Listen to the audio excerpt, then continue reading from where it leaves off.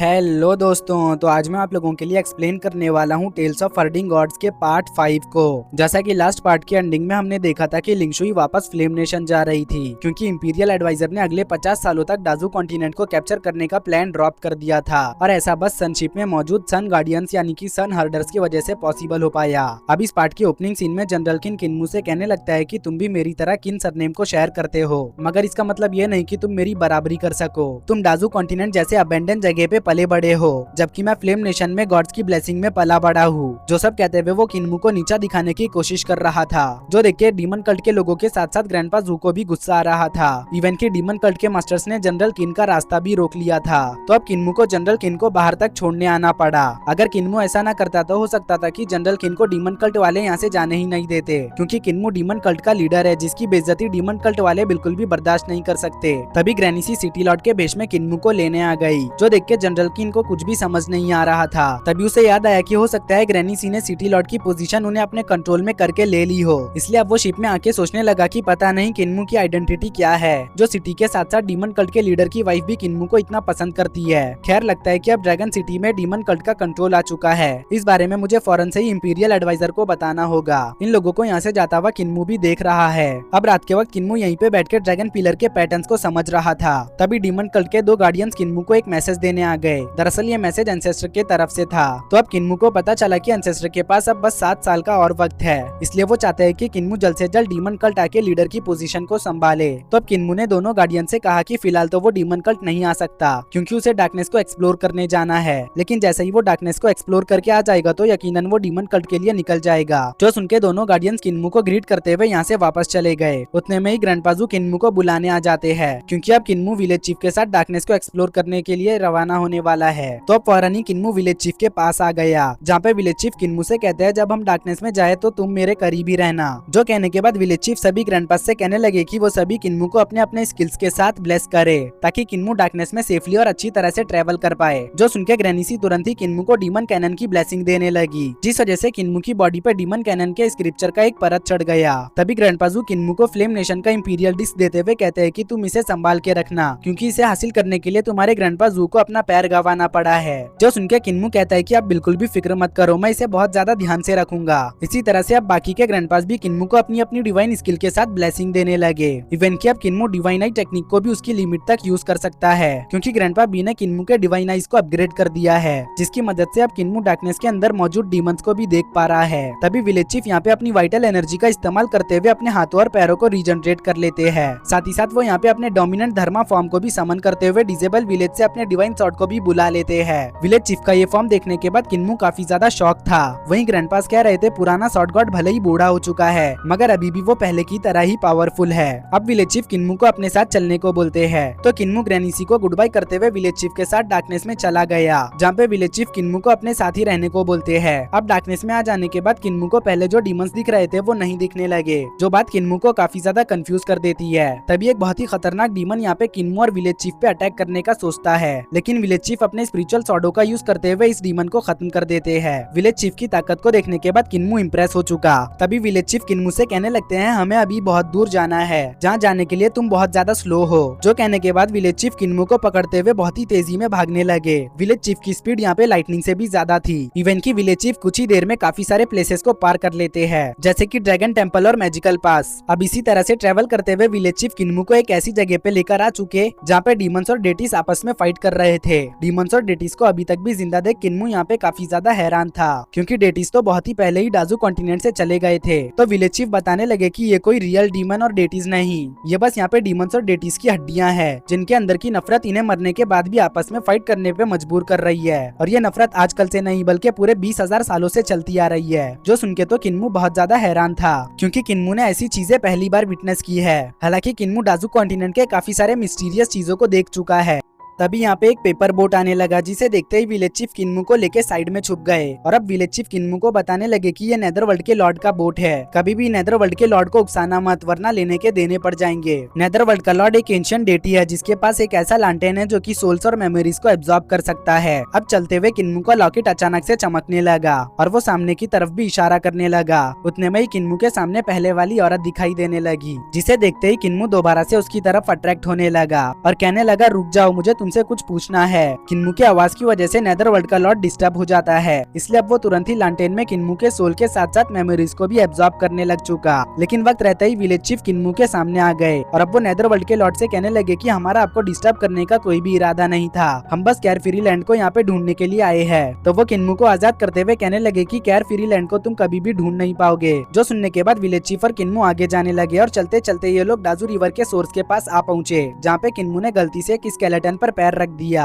तो स्केलेटन चिल्लाते हुए अपने सभी साथी स्केलेटन को उठा देता है और कहने लगता है ये देखो यहाँ पे लिविंग बीइंग आए हैं। उतने में यहाँ पे एक बहुत ही बड़ा स्केलेटन मॉन्स्टर आ गया, जिसको देखते ही विलेज चीफ उससे फाइट करने लग चुके। विलेज चीफ यहाँ पे स्केलेटन मॉन्स्टर से फाइट कर रहे थे कि वहीं दूसरी तरफ काफी सारे स्केलेटन किन्मू को पानी में ले जाकर मारने की कोशिश करने लगते हैं। लेकिन ये सभी स्केलेटन इसमें फेल हो गए क्योंकि ग्रैंडपा माँ का डिवाइन फॉर्म किन्मू को बचा लेता है। जिसके बाद किन्मू और विलेज चीफ की तरफ एक बोट आने लगी, जो बोट स्केलेटन के हड्डियों से बनी हुई थी और इस बोट को विलेज चीफ का पुराना राइवल और दोस्त चला रहा था, जो कि कभी स्केलेटन तो कभी लिविंग बीइंग में बदल रहा है। तो ये देख के किन्मू को कुछ भी समझ नहीं आता। तभी विलेज चीफ इस बोट वाले पर्सन से कहने लगे कि हमें केयरफ्री लैंड जाना है, जिसके लिए हम नदी के दूसरे पार जाना चाहते हैं, तो क्या तुम हमें नदी के दूसरे पार छोड़ दोगे। जिसपे एल्डर विलेज चीफ से पैसे मांगने लगा, लेकिन विलेज चीफ के पास कोई भी पैसे नहीं। तो ये बंदा कुछ कॉइंस विलेज चीफ की तरफ थ्रो कर चुका, लेकिन ट्विस्ट ये था कि इन कॉइंस में इस बंदे की पावर्स थी। दरअसल ये बंदा यहाँ पे ऐसा करके विलेज चीफ की पावर को चेक करना चाहता है, लेकिन विलेज चीफ तो यहाँ पे बहुत ही आसानी से इन कॉइंस को कैच कर लेते हैं। वहीं से एल्डर के मुंह से खून निकलने लगा।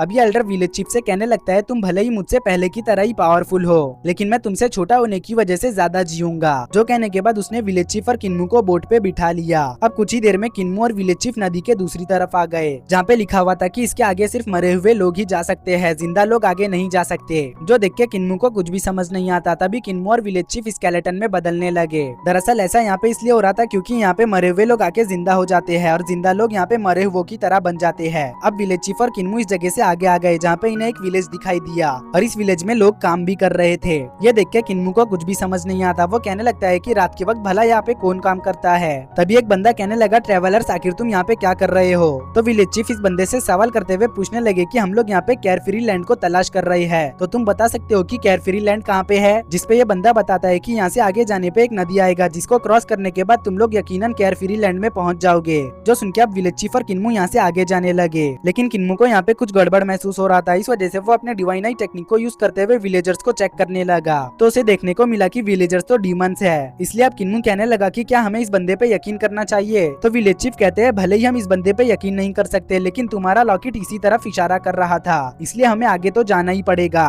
वैसे भी अगर कोई गड़बड़ हुआ तो हम तुरंत ही यहाँ से निकल पड़ेंगे।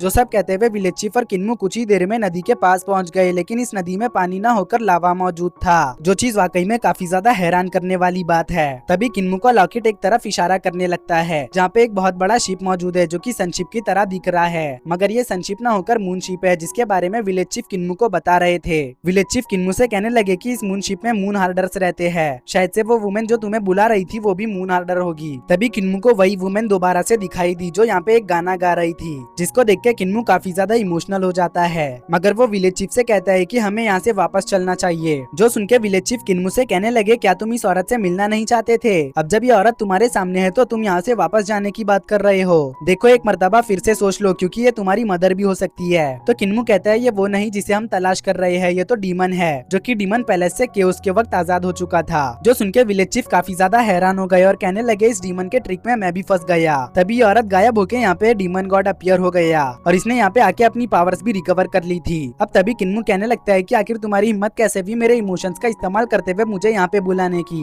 मैं जानता हूँ पहले जो औरत मुझे डार्कनेस के अंदर बुला रही थी वो तुम्हारा ही किया धरा है। सच कहूँ तो तुम डीमन गॉड कहलाने लायक नहीं, तुम एक नंबर के धोखेबाज हो। तो डीमन गॉड कहने लगा धोखेबाज तो तुम हो, सबसे पहले तुमने मुझे धोखा दिया, जबकि मैंने तो तुम्हें टेक्निक्स भी सिखाई। चलो अब अपना लॉकेट मेरे हवाले कर दो, क्योंकि मैं जानता हूँ तुम्हें जहाँ पे जाना है मुझे भी वहीं पे जाना है। हम दोनों एक दूसरे का साथ देते हुए अपनी मंजिल तक जा सकते हैं, लेकिन उसके लिए तुम्हें अपने लॉकेट को मुझे देना होगा, क्योंकि तुम्हारा ये लॉकेट ही मुझे वहाँ तक पहुँचा सकता है। दरअसल डीमन गॉड केयरफ्री लैंड की बात कर रहा है। जो सुनके किन्मू अपना लॉकेट इस डीमन को देने से मना कर देता है। तो ये डीमन गुस्सा होते हुए विलेज चीफ और किन्मू को एक वर्टेक्स के जरिए डीमन जेलम में टेलीपोर्ट कर चुका। इस डीमन जेलम को डीमन गॉड ने क्रिएट किया है और यहाँ पे काफी सारे लोटस भी है, लेकिन तभी लोटस में से डीमंस निकलने लगे। दरअसल ये सभी डीमंस डीमन ट्राइब के इलाइट डीमंस है, जिन्हें हेवनली डीमंस के नाम से भी जाना जाता है। तो अब अगर डीमन जेलम से किन्मू और विलेज चीफ को निकलना है तो उन्हें उसी वर्टेक्स को तलाश करना होगा, क्योंकि यहाँ से जिस रास्ते से आ सकते हैं उसी रास्ते से निकला भी जा सकता है। तभी विलेज चीफ किन्मू को अपना एक बाल देते हुए कहते हैं कि वो इसे अपने कलाई पे बांध ले, तो किन्मू बिल्कुल ऐसा ही करता है।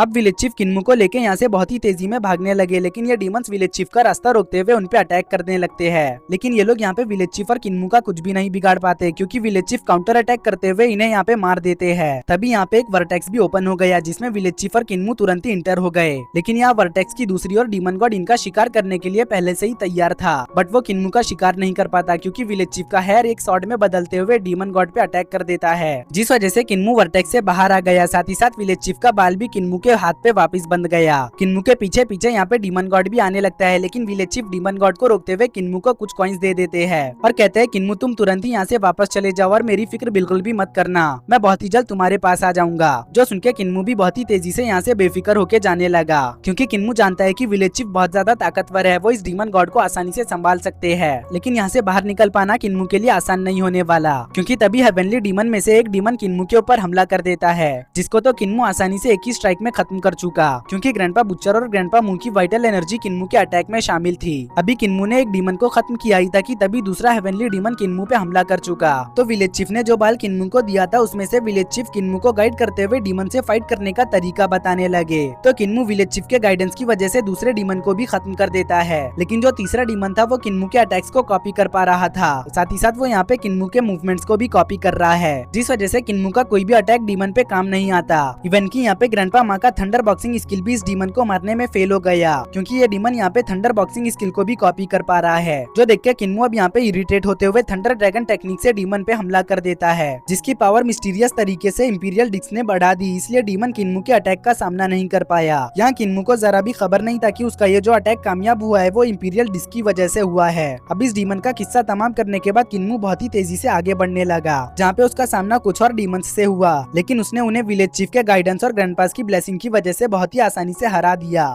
एंड में किन्मू का सामना स्पाइडर डीमन से होता है, जो कि किन्मू को अपने स्पाइडर वेब में फंसाते हुए उसके मूवमेंट्स को ट्रैक कर पा रही है, जिस वजह से वो किन्मू के ऊपर आसानी से हमला भी कर पा रही है। लेकिन यहाँ पे कुछ ज्यादा ही फॉग होने की वजह से किन्मू स्पाइडर डीमन को ट्रैक नहीं कर पा रहा। इवन की यहाँ पे किन्मू अपने डिवाइन आई टेक्निक का भी यूज करता है, मगर वो फिर भी फॉग के आर पार देख नहीं पा रहा। बट फिर भी वो जैसे तैसे करते हुए स्पाइडर डीमन का किस्सा तमाम कर चुका। अभी स्पाइडर डीमन का किस्सा किन्मू ने तमाम किया ही था कि तभी मूनशिप पता नहीं पर अचानक से मूव होने लग गया। प्लस ये डीमंस दोबारा से रिवाइव होते हुए किन्मू के पीछे भी पड़ चुके। किन्मू को अब इनका मुकाबला करने में दिक्कत आने लगी, मगर फिर भी वो इनसे पीछा छुड़ाते हुए तेजी से बाहर की तरफ भाग रहा है। लेकिन अब किन्मू बहुत ही इंटेंस सिचुएशन में फंस चुका है, क्योंकि ये डीमंस किन्मू के बहुत ही ज्यादा करीब आ चुके हैं। तो किन्मू के पास यहाँ पे बचने का कोई भी ऑप्शन नहीं। मगर तभी ग्रैंडपा डीफ के बनाए हुए ड्राइंग में से ब्लैक टॉर्टोइस डेटी का इमेज समन होते हुए किन्मू को डीमन से बचा चुका, जिसके बाद अब किन्मू तुरंत ही हवा के जरिए भागते हुए उड़ने लगता है। लेकिन जैसे ही वो डीमन विलेज पहुंचता है तो डीमन विलेज का एल्डरी डीमन किन्मू के पैर से हवा को डाइवर्ट कर देता है, जिस वजह से किन्मू डीमन विलेज में गिर पड़ा। साथ ही साथ यहाँ पे किन्मू के कलाई से विलेज चीफ का बाल भी हट गया था, जिस वजह से अब विलेज चीफ किन्मू को गाइड नहीं कर पाएंगे।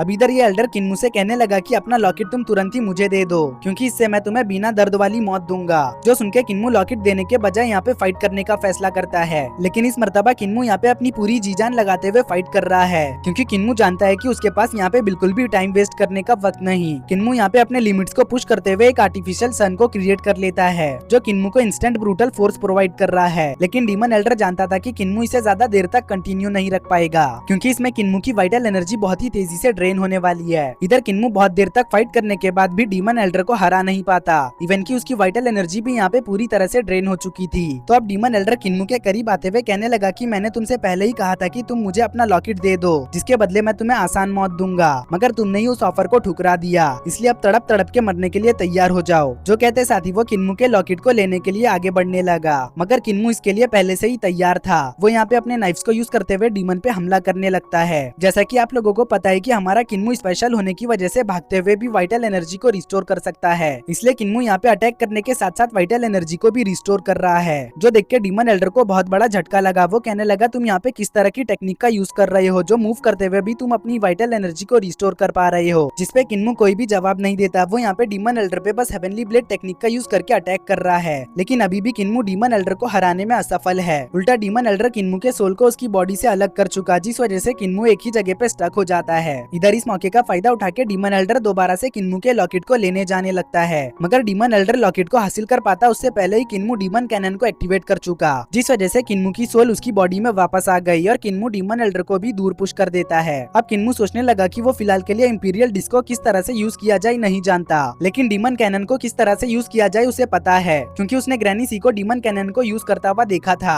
इसलिए अब किन्मू डीमन कैनन का यूज करके यहाँ पे ग्रैनी सी की तरह व्हाइट टाइगर को समन करने लगा। हालांकि किन्मू के पास व्हाइट टाइगर स्पिरिट बॉडी नहीं, लेकिन जैसा कि ओवरलोड बॉडी किसी भी स्पिरिट बॉडी को कॉपी कर सकती है, तो किन्मू बस उसी का यूज करके ग्रैंडपा डीव के बनाए हुए डेटी स्टैचू ड्राइंग में से व्हाइट टाइगर स्पिरिट बॉडी को कॉपी कर लेता है, जिस वजह से यहाँ पे सक्सेसफुली व्हाइट टाइगर को समन करने में कामयाब हो जाता है। और अब किन्मू डीमन एल्डर को अपने जाल में फंसाते हुए सीधा उसे अंडर जेलम से बाहर ले आता है, जहाँ पे डीमन एल्डर कंकाल बन गया और अब उसकी पावर्स भी यहाँ पे पहले की तरह काम नहीं कर रही थी। अंडर जेलम के बाहर किन्मू अपने पीक में फाइट कर सकता है, लेकिन डीमन एल्डर ऐसा नहीं कर सकता। डीमन एल्डर अपनी पूरी ताकत अंडर जेलम के अंदर ही यूज कर सकता है, तो इसी वजह से अब वो किन्मू से बचने के लिए तुरंत ही पानी में कूद गया। लेकिन किन्मू जानता था कि वो दोबारा से जरूर आएगा, इस वजह से उसे पहले से ही तैयार रहना होगा।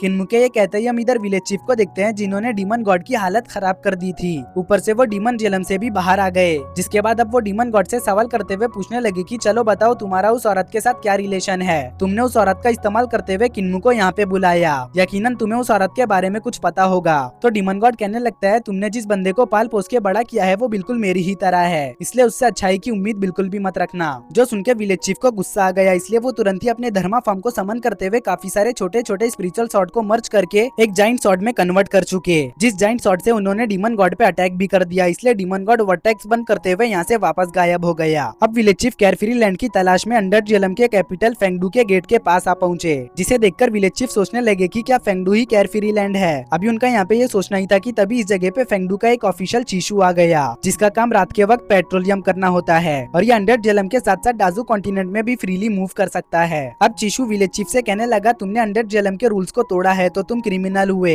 जो सुनके विलेज चीफ कहते हैं अगर मैं क्रिमिनल हूँ तो डीमन गॉड क्या है, जिसपे चीशू कहने लगा तुम उसकी फिक्र मत करो, डीमन गॉड को भी उसके अंजाम तक पहुँचाया जाएगा, लेकिन अगर तुम यहाँ से वापस जाना चाहते हो तो तुम्हें मेरी एक शर्त माननी होगी। जो सुनके विलेज चीफ शर्त क्या है पूछने लगे, जिसपे चीशू कहने लगता है कि फेंगडू के राजा को तुम इम्प्रेसिव लगे, इसलिए वो चाहते हैं कि जब तुम मर जाओ तो तुम अंडरवर्ल्ड के लॉर्ड के साथ ना जाकर फेंगडू आ जाओ। जो सुनके विलेज चीफ कहने लगते हैं मरे हुए लोगों को रास्ता दिखाने का काम तो अंडरवर्ल्ड के लॉर्ड का है ना, तो फिर फेंगडू का राजा उनसे कम्पीट क्यों करना चाहता है। जिसपे चीशू कहने लगता है डार्कनेस आने से पहले डाजू कॉन्टिनेंट में मरने वाले लोग फेंगडू में ही आया करते थे। जो सुनके विलेज चीफ कहने लगते हैं इसका मतलब फेंगडू पहले डाजू कॉन्टिनेंट का हिस्सा हुआ करता था। तो चीशू विलेज चीफ से पूछने लगता है मैंने तुम्हें जो ऑफर दिया क्या तुम्हें वो मंजूर है। चीशू की बात सुनके विलेज चीफ कहने लगते हैं मरने के बाद अगर मैं यहाँ पे फिर से दोबारा से जिंदा रह सकता हूँ तो फिर यह ऑफर मुझे मंजूर है, लेकिन पहले मुझे मेरे कुछ सवालों के जवाब चाहिए। तो चीशू कहता है ठीक है पूछो तुम्हें क्या पूछना है। तो अब विलेज चीफ सवाल करते हुए पूछने लगे कि क्या फेंगडू में ही कैरफ्री लैंड है। तो चीशू इस बात से मना कर देता है।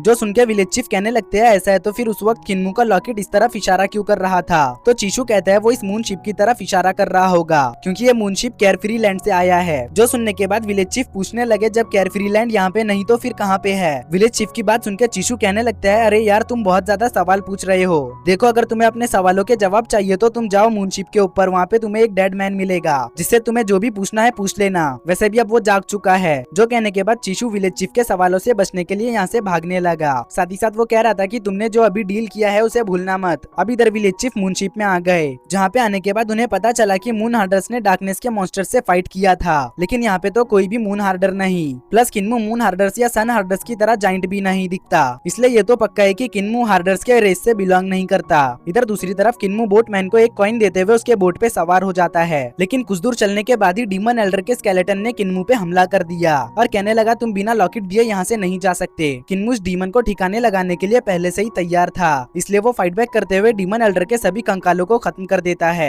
ऊपर से उसने डीमन एल्डर को अपने जाल में फंसाते हुए स्वॉर्ड से डीमन एल्डर को टुकड़ों में काट दिया। तभी डीमन एल्डर का सर किन्मू से कहने लगा कि भले ही तुम जिंदा बच जाओ लेकिन तुम्हारा ग्रैंडपा जिंदा नहीं बचेगा। जो सुनके तो किन्मू को बहुत ही ज्यादा गुस्सा आ जाता है, इसलिए वो तुरंत ही डीमन एल्डर के सर को लात मारते हुए पानी में फेंक देता है और कहने लगता है कि तुम जैसा मामूली डीमन मेरे ग्रैंडपा विलेज चीफ की ताकत को कभी भी नहीं समझ पाएगा, क्योंकि वो तुम लोगों की सोच से भी भी ज्यादा ताकतवर है। किन्मुके ये कहते ही हम इधर पे विलेज चीफ को देखते हैं जो डेडमैन को अभी तक भी ढूंढ नहीं पा रहे थे, क्योंकि वो जिसे ढूंढ रहे हैं वो तो उनके पैरों के नीचे पड़ा है। अब डेडमैन अचानक से जागते हुए विलेज चीफ से कहने लगा, क्या तुम मुझे ढूंढ रहे हो? डेडमैन को अपने पैरों के नीचे देख विलेज चीफ उससे सवाल करते हुए पूछने लगते हैं, क्या तुम मून गार्डियन हो? तो डेडमैन कहने लगता है, क्या मैं मून गार्डियन हूँ? जो कहने के बाद वो अचानक से हंसते हुए कहने लगा, हाँ मैं ही मून गार्डियन हूँ। तो विलेज चीफ मून गार्डियन से दोबारा से सवाल करते हुए पूछने लगे, क्या तुम केयर फ्री लैंड से बिलोंग करते हो? तो मून गार्डियन कहता है, हाँ मैं केयर फ्री लैंड से बिलोंग करता हूँ। हम जितने भी हार्डर्स होते हैं वो सभी केयर फ्री लैंड से ही आए हैं, लेकिन मैंने उस जंग में अपने सभी साथियों को खो दिया, इवन कि मैं उनकी बॉडीज को भी अपने साथ नहीं ला पाया। जो कहने के बाद वो पागलों की तरह यहाँ पे हंसने लगता है,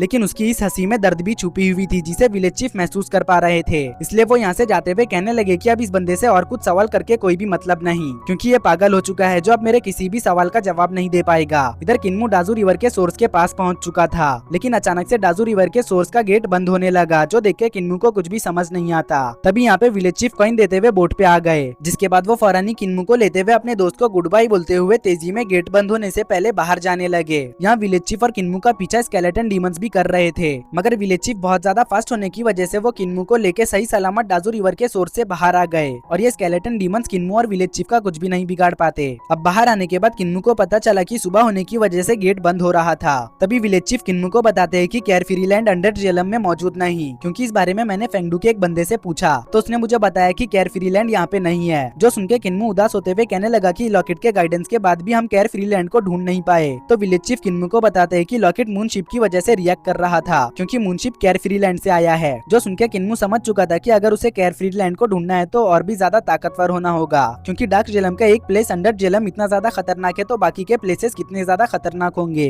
तो अब वो विलेज चीफ से कहने लगता है कि वो बाहर की दुनिया को एक्सप्लोर करना चाहता है। जो सुनके विलेज चीफ कहते हैं, ऐसा है तो मैं विलेज पहुंचते ही 9 एल्डर्स के टेस्ट की तैयारी शुरू कर दूंगा। विलेज चीफ के ये कहते ही मनी मन किन्मू यहाँ पे सोचते हुए कहने लगा कि उसके ग्रैंडपास बहुत ज्यादा ताकतवर है, पता नहीं वो उनके टेस्ट को पास भी कर पाएगा या फिर नहीं। किन्मू के ये कहते ही हमारा ये पार्ट यहीं पर एंड हो जाता है।